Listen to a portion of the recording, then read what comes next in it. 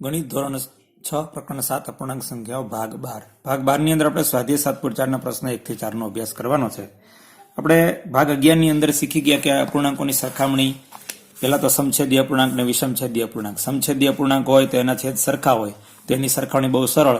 જેનો અંશ મોટો એ અપૂર્ણાંક મોટો અને જેનો અંશ નાનો એ અપૂર્ણાંક નાનો. પણ વિષમછેદી અપૂર્ણાંક હોય એટલે કે જેના છેદ સરખા ન હોય એમાં બે રીતે સરખામણી કરતા હતા કે જો અંશ સરખો હોય અને છેદ સરખો ન હોય તો જેનો અંશ જેના સરખા છે તેનો છેદ મોટો એ અપૂર્ણાંક નાનો અને જેનો છેદ નાનો છે એ અપૂર્ણાંક મોટો, બરાબર, અને મોટો છેદ છે અપૂર્ણાંક નાનો. એવી રીતે આપણે સરખામણી કરતા હતા. પણ જો અંશ અને છેદ બંને જુદા હોય તો આપણે એને સમછેદી બનાવીને, એટલે કે લસા લીધા વગર પણ આપણે એની સરખામણી કરી શકીએ અને લસા લઈને પણ સરખામણી કરી શકીએ, બરાબર.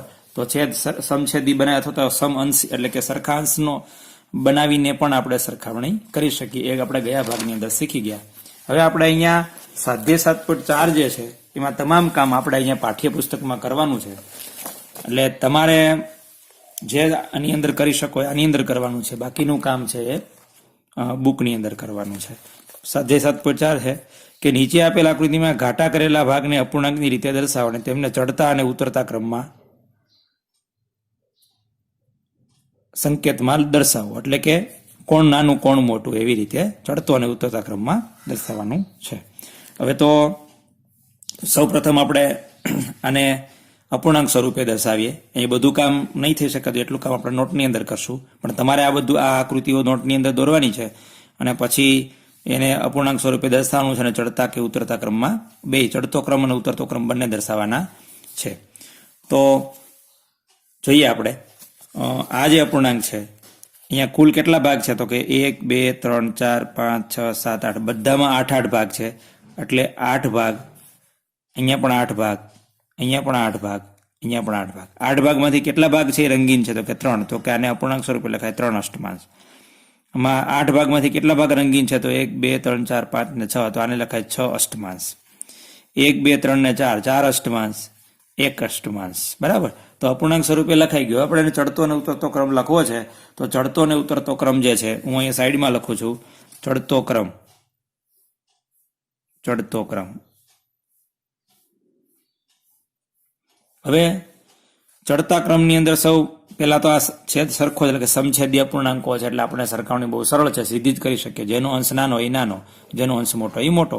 આ અંશ સૌથી નાનો છે 1, એનાથી મોટો 3, એનાથી મોટો 4, એનાથી મોટો 6. તો આપણે એને લખી શકીએ કે 1 અષ્ટમાંશ થી મોટા 3 અષ્ટમાંશ થી મોટા 4 અષ્ટમાંશ થી મોટો 6 અષ્ટમાંશ.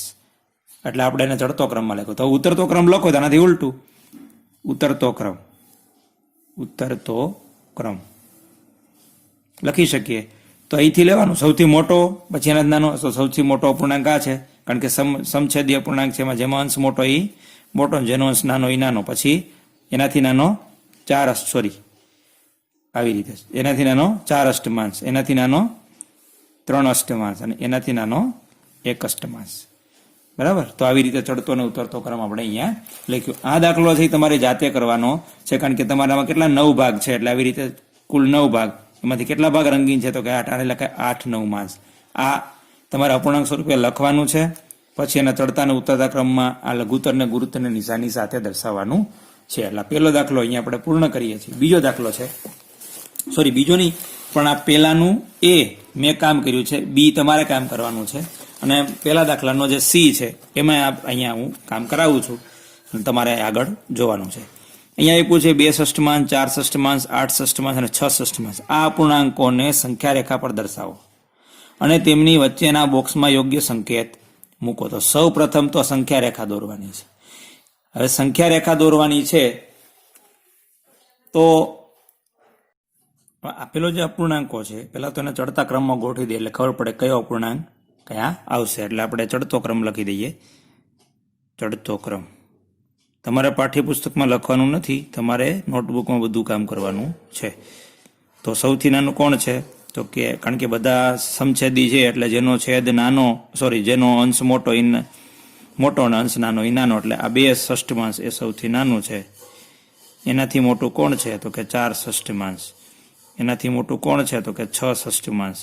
6 ષષ્ઠમાંશ એટલે 1 અને 8 ષષ્ઠમાંશ એટલે આપણે આ બહુ અગત્યની વાત છે, અંશાધિક અપૂર્ણાંક છે 8 ષષ્ઠમાંશ. એનો અર્થ એવો થયો એ અપૂર્ણાંક 1 થી મોટો હોય. હવે 1 થી મોટો છે તો એ 2 થી મોટો, 3 થી મોટો એમ પણ હોઈ શકે, પણ 1 થી તો મોટો હોય. તો સૌપ્રથમ આપણે સંખ્યા રેખા દોરીએ. એની વચ્ચેના જે અંકો છે, દાખલા તરીકે 0 અને આ 1 અને આ 2. હવે આપણે સૌથી અગત્યની વાત છે કે છેદમાં 6 છે, માટે દરેક ભાગના 6 સરખા ભાગ કરવાના છે. તો આપણે 1 સરખા 6 ભાગ કરવાના. 1 ભાગ, 2 ભાગ, 3 ભાગ, 4 ભાગ, 5 અને 6 ભાગ. તમે જોઈ શકો 1, 2, 3, 4, 5 અને 6 ભાગ. તો આને કહેવાય 1 ષષ્ઠમાંશ, આને કહેવાય 2 ષષ્ઠમાંશ, આને કહેવાય 3 ષષ્ઠમાંશ, આને કહેવાય 4 ષષ્ઠમાંશ, આને કહેવાય 5 ષષ્ઠમાંશ, આને કહેવાય 6 ષષ્ઠમાંશ. પછી આના 1 થી 6 ભાગ પાડીએ. 1, 2, 3, 4, 5 અને 6. હવે આપણે દર્શાવવાના, આને 1 ષષ્ઠમાંશ કહેવાય, આને 2 ષષ્ઠમાંશ. આપણે આ દર્શાવવાનું નથી તો અહીં નથી દર્શાવતા. આ 2 ષષ્ઠમાંશ, પછી 4, આ 3 ષષ્ઠમાંશ, આ 4 ષષ્ઠમાંશ, આ 5 ષષ્ઠમાંશ અને આ 6 ષષ્ઠમાંશ. 1 એટલે 6 ભાગ્યા 6, 6 ભાગ કર્યા હોય એક વસ્તુમાં, 6 6 લઈ જાઓ આખી વસ્તુ થઈ ગઈ. આ 7 ષષ્ઠમાંશ અને આ 8 ષષ્ઠમાંશ. એટલે આપણે સંખ્યા રેખા ઉપર નિરૂપણ કર્યું. બાકીના બિંદુ આપણે દર્શાવ્યા નથી, કારણ કે આ 1 ષષ્ઠમાંશ કહેવાય, અને 2 ષષ્ઠમાંશ, આ 3 ષષ્ઠમાંશ, 4 ષષ્ઠમાંશ, 5 ષષ્ઠમાંશ અને આ 6 ષષ્ઠમાંશ, આ 7 ષષ્ઠમાંશ, આ 8 ષષ્ઠમાંશ. હવે આને આધારે આપણે અહીંયા જવાબ લખવાનો છે. કોણ મોટું? હવે સંખ્યા રેખા ઉપર જેમ જમણી બાજુ જઈએ એમ સંખ્યા મોટી આવે, ડાબી બાજુ આવી એમ સંખ્યા નાની. એટલે કે આ 1 ષષ્ઠમાંશની 0 ડાબી બાજુ, એટલે 0 નાનો કહેવાય 1 ષષ્ઠમાંશ કરતા, અને 0 ની જમણી બાજુ 1 ષષ્ઠમાંશ છે એટલે 1 ષષ્ઠમાંશ મોટા કહેવાય. તો અહીંયા 5 ષષ્ઠમાંશ અને 2 ષષ્ઠમાંશ. કોણ મોટું? તો કે આ 5 ષષ્ઠમાંશ અને આ 2 ષષ્ઠમાંશ. તો 2 ષષ્ઠમાંશ ડાબી બાજુ છે, 6 ષષ્ઠમાંશ જમણી બાજુ છે, માટે 5 ષષ્ઠમાંશ મોટા કહેવાય. આમ તો એમ પણ સંખ્યા રેખા પર ન જોઈએ તો પણ ખબર પડી જાય, જો છેદ સરખા હોય તો અંશ જેનો મોટો એ મોટો, છેદ અંશ જેનો નાનો એ નાનો, એટલે 5 મોટા છે 2 કરતા. એટલે આવી રીતે. અને સંખ્યા રેખાની મદદથી જોઈએ તો જે જમણી બાજુ આવેલું હોય એ મોટું હોય. તો આ 2 ષષ્ઠમાંશ અને આ 5 ષષ્ઠમાંશ. 2 ષષ્ઠમાંશની જમણી બાજુ 5 ષષ્ઠમાંશમાં, એટલે મોટા છે. હવે 0 છે અને આ 3 ષષ્ઠમાંશ. 0 કરતા 3 ષષ્ઠમાંશ કેવા હોય? આ 0, આ 3 ષષ્ઠમાંશ. તો 3 ષષ્ઠમાંશ જમણી બાજુ માટે મોટા 0 કરતા. હવે 1 ષષ્ઠમાંશ અને 6 ષષ્ઠમાંશ. આ તો 6 ષષ્ઠમાંશ જમણી બાજુ છે, માટે આ મોટા છે, આ નાના છે. આમ પણ ખબર પડી જાય, છેદ સરખા છે, જેનો અંશ મોટો એ મોટો, એટલે 1 ષષ્ઠમાંશ લઘુત્તર 6 ષષ્ઠમાંશ. હવે 8 ષષ્ઠમાંશ અને 5 ષષ્ઠમાંશ. એમાં પણ અહીંયા જોઈએ તો 8 ષષ્ઠમાંશ અને 5 ષષ્ઠમાંશ. તો 5 ષષ્ઠમાંશ ડાબી બાજુ, 8 ષષ્ઠમાંશ જમણી બાજુ, માટે 8 ષષ્ઠમાંશ મોટા. અને એમને જોઈએ તો પણ ખબર પડી જાય, છેદ સરખા છે, અંશ જેનો મોટો એ મોટો. આવી રીતે આપણે અહીંયા આ કામ કરવાનું છે. હવે આગળ નીચેના અપૂર્ણાંકોની સરખામણી કરો અને યોગ્ય સંકેત મૂકો. યોગ્ય સંકેત એટલે નાનું છે, મોટું છે કે સરખું છે, બરાબર. તો અહીંયા પણ સમછેદી છે, આ સમછેદી નથી, આ સમછેદી છે, આ સમછેદી નથી. પણ આની સરખામણી આપણે મૌખિક રીતે કરી શકીએ. શા માટે? તો છેદ સરખો ન હોય તો અંશ સરખો જોવાનો. અહીંયા જો, અહીંયા છેદ સરખા છે, અહીંયા અંશ સરખા છે, અહીંયા છેદ સરખા છે, અહીંયા અંશ સરખા છે. તો આપણે સીધી એની સરખામણી કરી શકીએ, કોણ નાનું છે અને કોણ મોટું છે. હવે આપણે જોઈએ કે આ સમછેદી છે, માટે જેનો અંશ મોટો એ મોટો, એટલે 5 મોટા છે 3 કરતા, એટલે આ મોટા. હવે અહીંયા છેદ સરખા ન, એટલે કે સમછેદી નથી, તો અંશ જો સરખા છે. તો જ્યારે અંશ સરખા હોય અને છેદ જુદા જુદા હોય, આ વિષમછેદી અપૂર્ણાંક છે, એમાં અંશ સરખા છે, તો જેનો છેદ મોટો એ નાનો અને જેનો છેદ નાનો એ મોટો, બરાબર. તો આપણે અહીંયા જોઈ શકીએ અંશ સરખા છે, આનો છેદ નાનો છે, માટે એ મોટો કહેવાય. હવે અહીંયા આ સમછેદી છે, અંશ જુદા જુદા છે, તો જેના છેદ સરખા હોય, જેમાં અંશ મોટો એ મોટો, અંશ નાનો એ નાનો. અહીંયા છેદ જુદા જુદા પણ અંશ સરખા છે. જો અંશ સરખા હોય તો છેદ જોવાના, જેનો છેદ નાનો એ મોટો, જેનો છેદ મોટો એ નાનો. એટલે આનો છેદ નાનો છે, માટે આ કેવો થશે? મોટો. અને આનો છેદ મોટો છે, એટલે કેવો થશે? નાનો. હવે અહીંયા આકૃતિને આધારે પછી એક પ્રશ્ન ત્રીજો, આવી વધુ 5 જોડી બનાવી તેમની વચ્ચે યોગ્ય સંકેત મૂકો. એટલે આવી વધુ 5 જોડી બનાવીને તમારે અહીંયા દાખલા તરીકે અંશ જેના અમુકના અંશ સરખા હોય, આ અંશ સરખા છે, અંશ સરખા રાખ્યા, બરાબર. તો આની સરખામણી તમારે કરવાની. આ એક જોડી, હવે બીજી જોડી લખું છું, 5/7. અહીંયા છેદ સરખો રાખીએ, 3/7. તો આ બેની સરખામણી કરવાની. ત્રીજી જોડી બનાવવાની તમારી રીતે, 6/10. અહીંયા આપણે છે અંશ સરખો રાખીએ, 6/7. તો આમાં તમારે સરખામણી જોવાની, કોણ નાનું છે કોણ મોટું છે, બરાબર. હજી બે જોડી તમારી જાતે બનાવી લો, આની સરખામણી પણ તમારે કરવાની છે. ત્રીજો દાખલો છે આ. આવી રીતે જોડીઓ બનાવી અને સરખામણી કરવાની છે. હવે આપ્યો છે ચોથો દાખલો. નીચેના અપૂર્ણાંકોની આકૃતિ જોઈ લઘુત્તર અથવા ગુરુત્તર અથવા બરાબરના સંકેત મૂકો. એટલે આકૃતિને આધારે આપણે આ A, B, C, D અને E ને જવાબ આપવાનો છે. હવે જો અહીંયા આપણને ખરેખર બધા જ સરખા છે, એટલે કે માની લો કે આ એક વસ્તુ છે, એટલે આ આખી વસ્તુ કહેવાય. એટલે આનો મૂલ્ય થાય 1, અથવા તો 1/1 લખો એટલે 1 જ કહેવાય. આ આખી વસ્તુ જે છે એના બે ભાગ કહેવાય, એક આ ને એક આ. તો આ અડધું કહેવાય, આ અડધું કહેવાય. તો આ અડધું એટલે 1/2, આ અડધું એટલે 1/2, 1/2, 1/2 માં 1/2 નાખો 2/2, 2/2 એટલે 2/2 એટલે આખું થઈ ગયું. અહીંયા એક વસ્તુ છે એના 3 ભાગ કર્યા, એટલે દરેક ભાગને 1/3 કહેવાય. આ 1/3, આ 1/3, આ 1/3. અહીંથી આટલું 1/3, એમાં પાછું 1/3 નાખો એટલે 2/3, એમાં ફરીવાર 1/3 નાખો એટલે 3/3, 3/3 એટલે આખું થઈ ગયું નાની જેવડું. એવી રીતે એક વસ્તુ છે આખી, એના 4 ભાગ પડ્યા છે, અને દરેક ભાગને 1/4 કહેવાય. 1/4, આ 1/4, આ 1/4, આ 1/4. આ 1/4 માં 1/4 નાખો એટલે 2/4, 2/4 માં 1/4 નાખો એટલે 3/4, 3/4 માં ફરી 1/4 નાખો એટલે 4/4, 4/4 એટલે 1 એટલે આખું થઈ ગયું, તમે જોઈ શકો છો. એવી રીતે 5 ભાગ કર્યા, દરેકને 1/5 કહેવાય. એવી રીતે 6 ભાગ કરો તો દરેક ભાગને 1/6 કહેવાય. એ રીતે 7 ભાગ કરો તો 1/7 કહેવાય. 8 ભાગ કરો તો 1/8 કહેવાય. 9 ભાગ કરો તો દરેક ભાગને 1/9 કહેવાય. 10 ભાગ કરો તો દરેક ભાગને 1/10 કહેવાય, બરાબર. તો હવે આપણે આની મદદથી આપણે અહીંયા સરખામણી કરવાની છે. જો આની અંદર તમે બધા જ પ્રકારના અપૂર્ણાંકો જોઈ શકશો. બધા જ પ્રકારના એટલે કે સમછેદી, સમઅંશવાળા એટલે કે સરખા અંશવાળા, અને વિષમછેદી. વિષમછેદીની અંદર અંશ સરખો ન હોય, છેદી સરખો ન હોય, એવાય જોઈ શકશો. પણ આપણે તો આકૃતિને આધારે કરવાનો છે, એટલે આપણે ગણતરી કરવી પડશે નહીં. જ્યારે વિષમછેદી હશે, કેવો વિષમછેદી કે જેનો અંશ અને છેદ સરખો નહીં હોય એવો. તો અહીંયા તમે જોઈ શકો આ સમઅંશવાળા છે, ભલે છેદ જુદા જુદા છે, પણ છતાં તમે સરખામણી કરી શકો છો કે અંશ સરખા છે, તો જેનો છેદ મોટો એ નાનો, એટલે આ નાનો છે ને આ મોટો. આપણે આકૃતિની મદદથી પણ જોઈ શકો. 1/6 એટલે આટલું, 1/3 એટલે આટલું.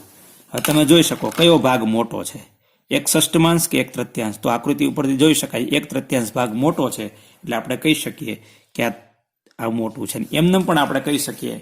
હવે આ જે અપૂર્ણાંક છે, આની અંદર તમે ખાસ જોવાનું છે કે આ વિષમછેદી અપૂર્ણાંક એવો છે કે જેના અંશ પણ જુદા જુદા છે. એટલે આપણે આના આધારે કહી શકીએ નહીં કોણ નાનો છે અને કોણ મોટો છે. પણ આપણે આવું ન આપ્યું આકૃતિ તો આપણે આના સમછેદી બનાવવા પડે, પછી જેનો છેદ સરખો થાય પછી અંશ જેનો મોટો એ મોટો. પણ એ ગણતરી અહીંયા કરવાની નથી. આપણે તો આનો જવાબ આકૃતિને આધારે આપવાનો છે, એટલે આપણે સરળતાથી આપી શકશું. 3/4, 3/4 ક્યાં છે? તો કે 3/4 અહીંથી આટલું, આને 3/4 કહેવાય.